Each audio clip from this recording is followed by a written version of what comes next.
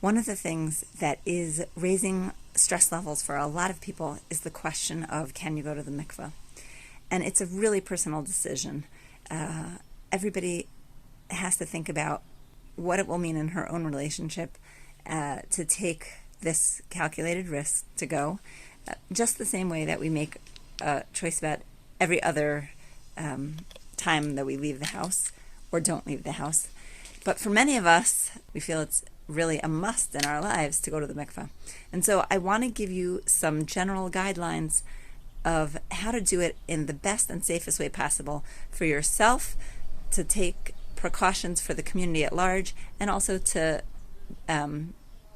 recognize the work of the mikveh attendants and to keep them safe as well.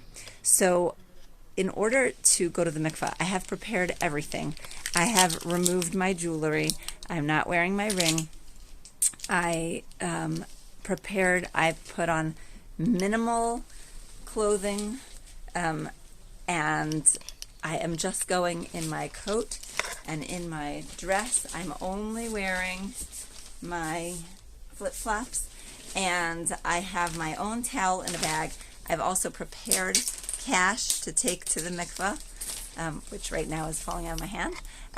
And although I'm taking my purse, I am planning to leave it in the car and just put my keys in my pocket so that everything is ready.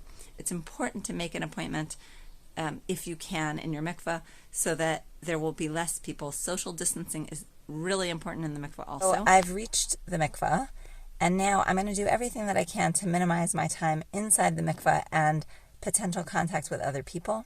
In this case, I'm going to take off my coat. I'm going to put my keys in my own bag that has my tool in it. I'm wearing the minimal amounts of clothing and my flip-flops, and I am going to request from the mikveh lady to go straight in as I'm completely ready.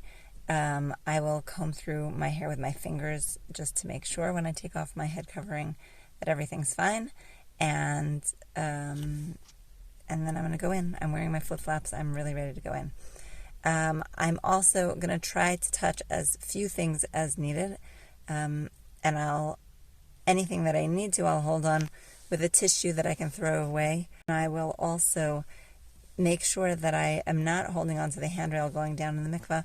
My goal is to immerse with as little amount of social interaction, even just in touching things that other people have, as possible. So I've really prepared everything, and now I'm ready to go in.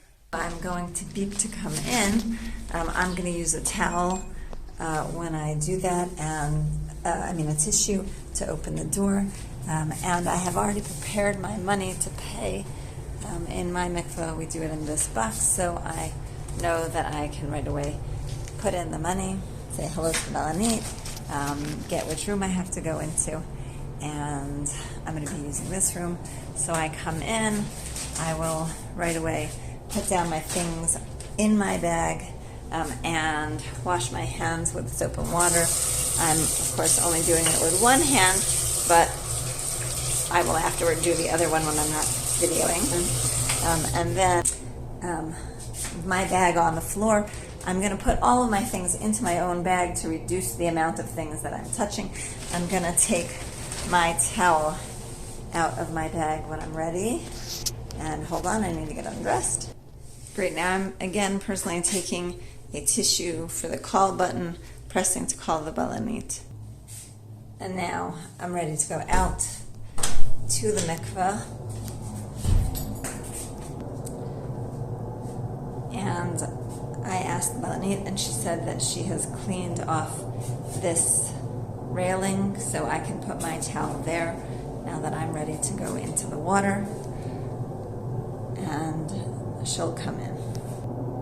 Okay, and now that I have tovald, the balanit has gone out, and I can go into my room.